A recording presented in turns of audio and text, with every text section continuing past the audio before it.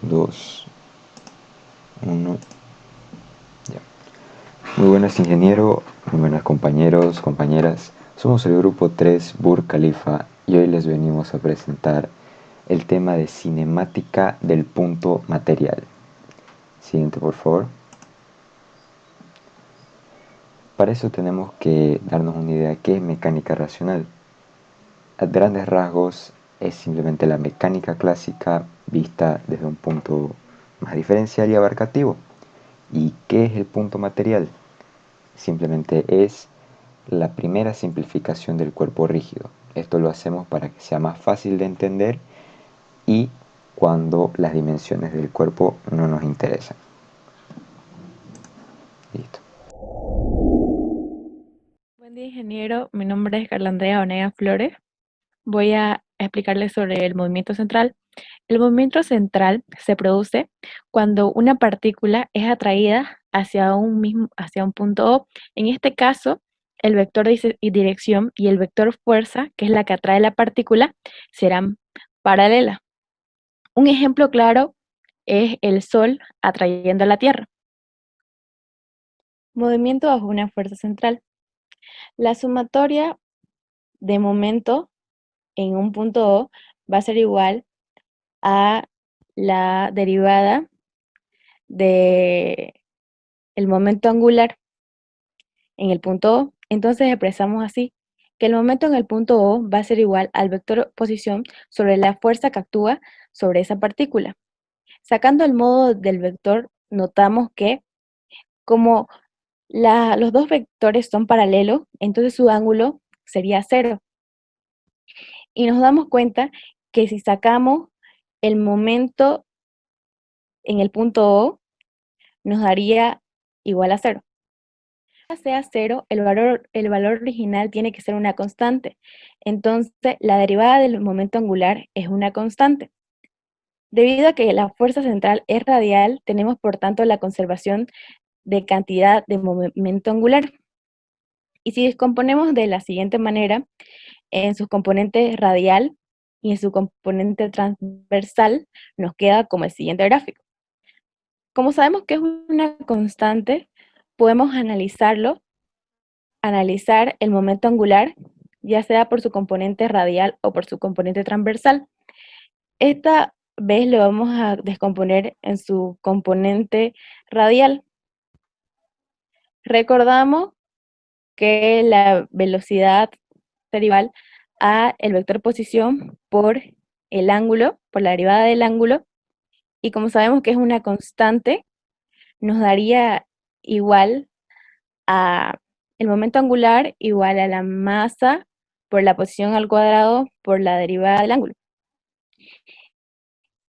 Si dividimos entre la masa y definimos sobre la masa igual a h, como vemos al final, nos daría que h va a ser igual a la cantidad de movimiento al cuadrado por la derivada del ángulo. Buenos días, ingeniero.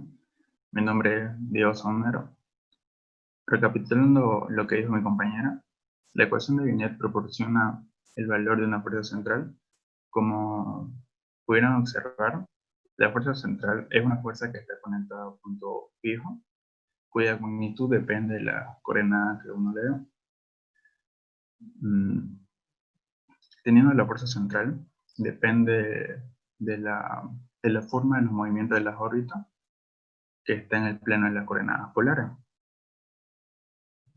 La fórmula nos puede ayudar a encontrar las órbitas y como pueden observar en la pantalla, la fórmula de Binet y que está expresada en fuerza de términos en la función U en función θ. Continuando lo que mencionó mi compañero, el momento angular específico es constante y podemos obtener las expresiones para la velocidad y aceleración en términos de U y sus derivadas angulares. Las derivadas de R con respecto al tiempo se puede expresar como U sobre 1 sobre R con respecto a Tito. Como pueden observar en la primera fórmula, la derivada de U con respecto a la derivada de θ es la velocidad radial. Y la segunda fórmula, como pueden observar, es la segunda derivada de U con respecto a la derivada de OS θ. Eso ya sería la aceleración radial.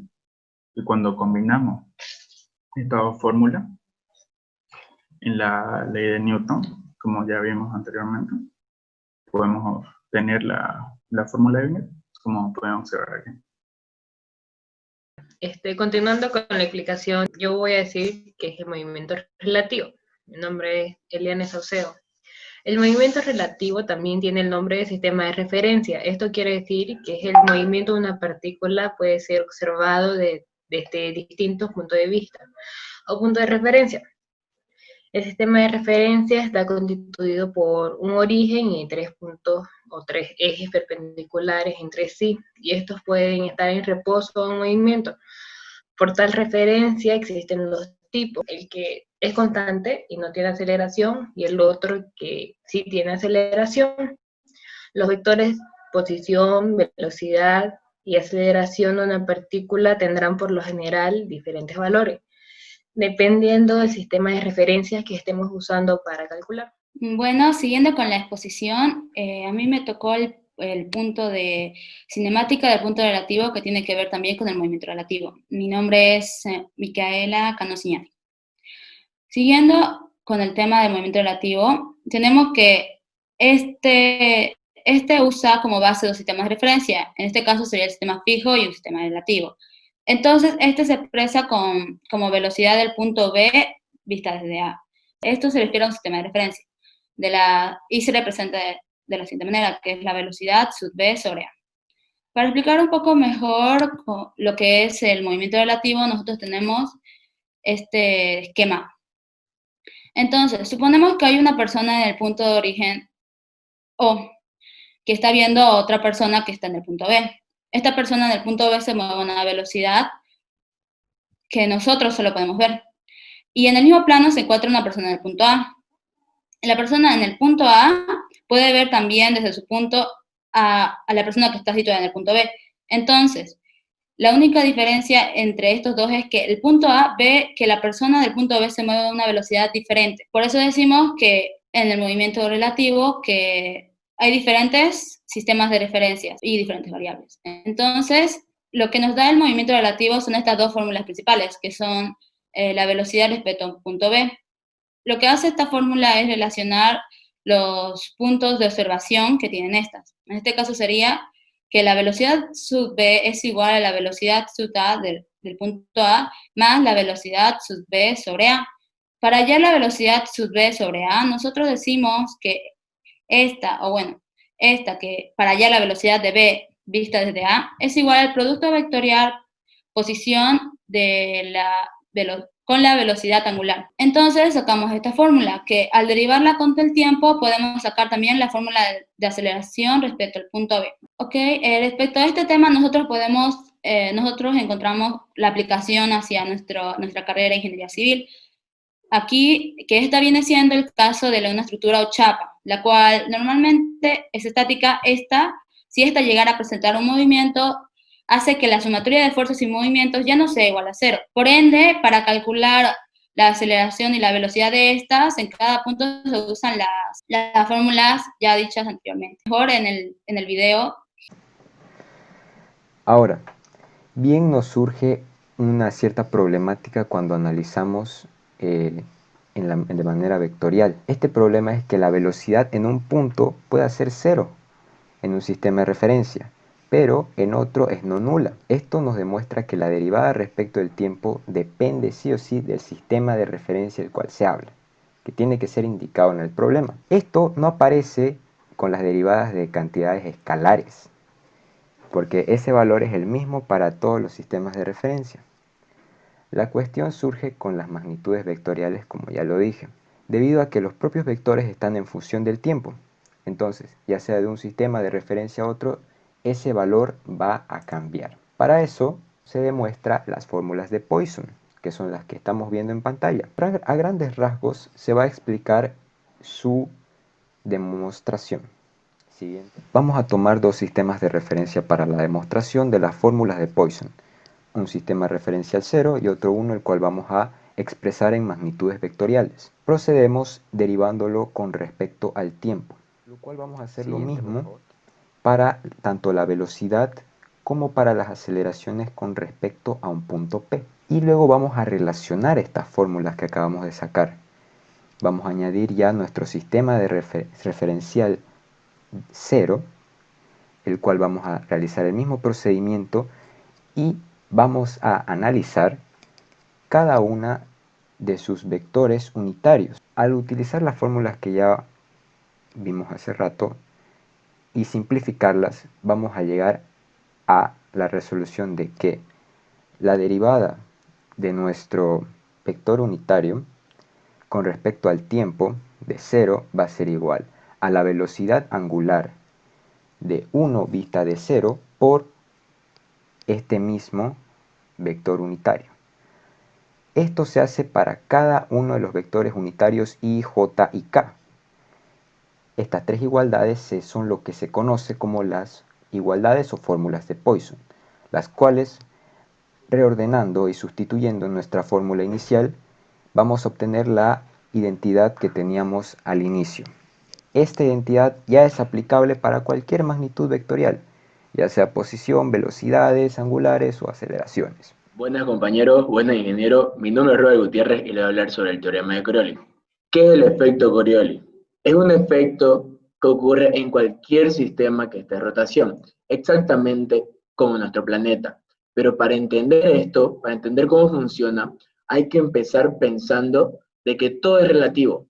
Lo que pasa en el efecto Coriolis es muy parecido a lo que ocurre con nosotros cuando intentamos explicar la rotación de la Tierra. Mientras estamos parados en ella, no sentimos que se está moviendo, pero si subimos a una nave espacial y de ahí nos asomamos desde una de sus ventanas, sería muy claro que la Tierra gira en dirección oeste-este. Tenemos que algo muy parecido pasa cuando intentamos explicar el movimiento de las cosas que se mueven del ecuador a los polos y viceversa. Como podemos ver aquí en esta gráfica, esta pequeña nave espacial, si se mueve en línea recta, la base donde sucede el movimiento es el planeta Tierra, y este gira. Al suceder esto, nosotros, si estuviéramos en la Tierra, veríamos que la nave también gira. Este efecto podría parecer que es una fuerza que es la que perturba el movimiento, pero en realidad no. Es simplemente la base, que sería la Tierra en este caso, que se está moviendo en sentido contrario. Y pasa a lo opuesto en el hemisferio norte. Ahora vamos a explicar lo que es la composición de aceleraciones. Podemos relacionar las aceleraciones medidas por dos observadores a partir de la siguiente expresión, la que podemos ver acá. Derivando respecto al tiempo en el sistema 1, obtenemos para cada uno de los términos, siguiendo el siguiente procedimiento, llegamos a que sustituyendo todo, obtenemos esta siguiente ecuación. Agrupando términos con ayuda de la expresión del campo de aceleraciones de un sólido, obtenemos finalmente esta ecuación de acá. Este es el conocido como teorema de Coriolis. Vemos que a diferencia de la velocidad, la aceleración del movimiento absoluto no es la suma de aceleración del movimiento relativo más la del arrastre. Muchísimas gracias por ver el video. Eso fue todo por hoy. Nos vemos en la siguiente.